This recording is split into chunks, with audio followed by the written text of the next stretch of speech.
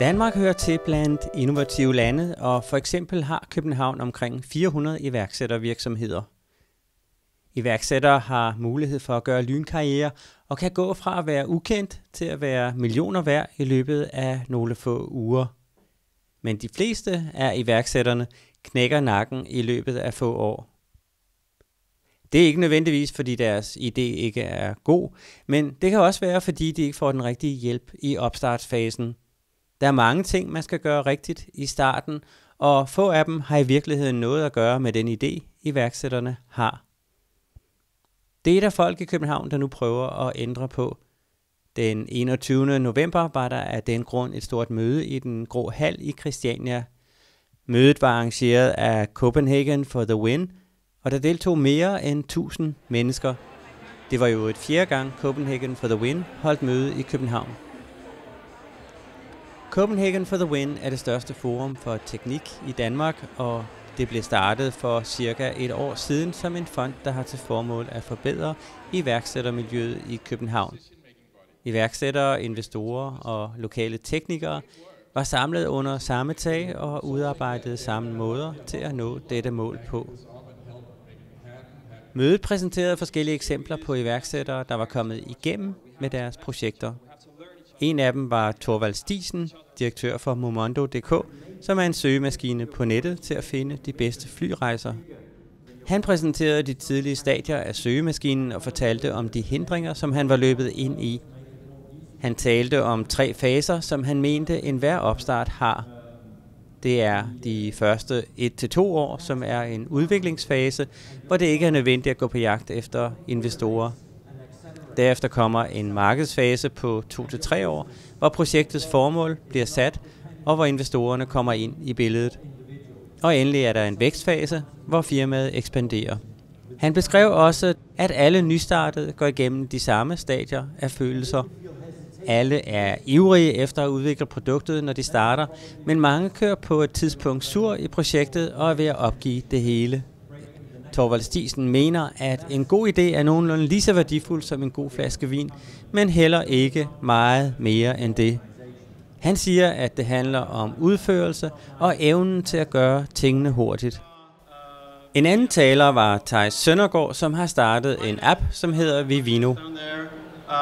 Started Vivino 4 years ago, and we're extremely proud to say that today we are by far the largest wine community that has ever existed.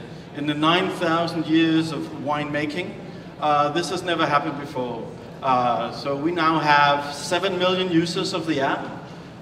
Every day we get 250,000 photos sent from our users, pictures of wine, amazing activity and an amazing community. Now take a photo of a wine list in a restaurant, and we will overlay the reviews and ratings of those wines. So now you can actually not look like an idiot. When we launched Vivino, it was a fucked up product. It did not work and it was ugly. Ugly as hell. And anyone who saw our product 2 years ago will definitely agree with me. I want Vivino to be this lighthouse for Copenhagen. I want Vivino to be one of those success stories that we can point to as a community and convince investors that Copenhagen is fantastic, we can do amazing things, and they should come to us and they should check out all the great stuff we're doing. And I think that can be, for all the startups in Copenhagen, something that we can strive towards. Mathias Dalsgaard har startet en app, som gør det muligt for folk at køre med hinanden i biler. So I'm Mathias Dalsgaard, I'm CEO and co-founder of GoMore, which is a car sharing business. When people have empty seats in the car, they offer the seat for sale on GoMore, and people will go book it as if they booked a train or a bus ticket. It's become very popular in Denmark over the last 1 to 2 years, and when they don't use the car, they can rent it out through the peer-to-peer car rental system that we have. If you cannot afford to buy a car, or if you think it's just too risky that you have to make a bank loan, or you have to somehow save up the money yourself before you're ready to buy the car, you can now lease a car with no down payment and just start renting it out, meaning that you can actually achieve you can obtain to have a car for free if you rent it out enough times. If you don't rent it out that much, you can just have a car very, inexpensively. Steffen Christianshavn har startet 23 Video, som giver nye muligheder for afspilning af video over internettet.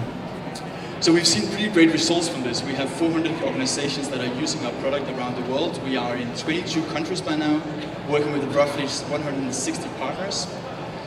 And we're basically seeing our product being used by everything from small startups to very big organizations that uses everything from content marketing, corporate communication, internal communication, e-commerce, media, and a lot of other stuff.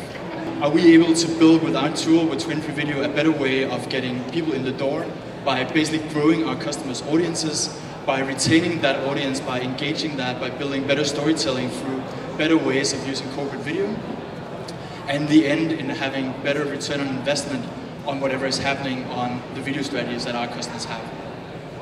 Michael Ziegler har lavet en app, som finder det bedste tilbud på reparation af din bil. For those of you who do not know what Autobot is, it's a really simple online idea where we are trying to create transparency if you have a car. So basically instead of going down to the local mechanic, you go online and we'll provide you with 3 offers and create the transparency that you need in order to get the best possible price. But we want to revolutionize the way people fix their cars. Exactly the same way as other industries have been revolutionized by the internet. The time has come. We are the biggest incubator in the southern region of Sweden, and the only incubator that's actually sold 2 companies to Apple. Before we do introductions, I have a small story for you.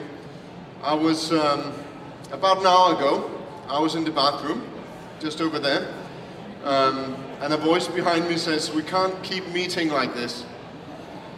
I turn around in amazing, and there's a dodgy fella who says, "Do you want to do a presentation?"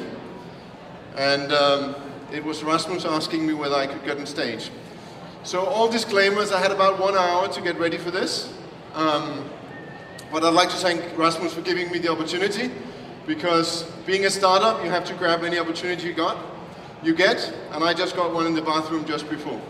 Because we do quiz games, but our big vision here is really to try and create what we call knowledge.net. It's a community where you can see your own profile of what you know and what you don't know. So the idea here is to get the users to share these, create a viral effect, and thereby, create a community for everyone that's interested in knowledge. I en halv time var der mulighed for at netværke og lege Find de andre, og hallen blev delt ind i flere afdelinger med investorer, udviklere, designere osv. I løbet af denne tid talte vi med nogle af deltagerne. So I guess the next question would be, what can ITU innovators or copenhagenforthewin do to keep the expat talent that's coming to the Nordics, to keep it here and provide a good environment for it to grow? I think the key thing to do is, we know all these big companies have these matchmaking events, Microsoft and IBM coming out and trying to get all the bright students and say this is the place to work.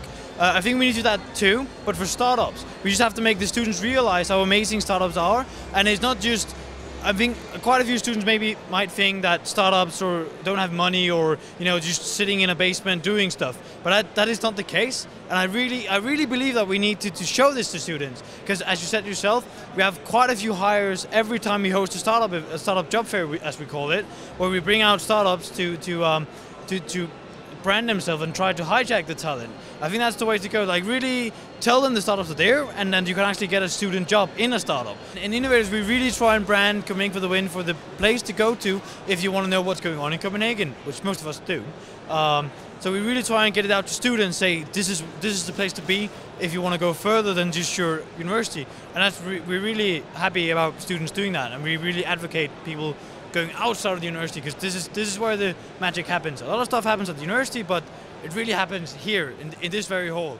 Yep, I'm working for the startup company called Sharing Gear, and it's a peer-to-peer marketplace for musicians. So it's basically, let's say you have an instrument, if you have your own band or whatever, if you are passionate about music and you have your spare instrument in your storage, whatever, so you can rent it out to anyone who is, like, let's say, coming from another city. So those people, they save on like touring costs, and they don't need to take their own gear to this city they are going to play their gig at. So this way they're saving touring costs, and the other party is winning by renting their gear out. The young people, they would really be interested in entrepreneurship as I am, and it's like very valuable experience. So it's a must to do. I mean, if you are into that like business, young entrepreneurship, then you definitely should join ITU Innovators if you are a student of ITU. Yeah, sounds like a good idea. Now that you got a bit of a taste of the entrepreneurship world, what do you think you're going to do in a couple of years? Are you going to start your own thing, or what are your thoughts about the future? I mean, that's like a lot of brainstorming going on in my head right now, so I guess that's gonna give some kind of birth to idea, whatever.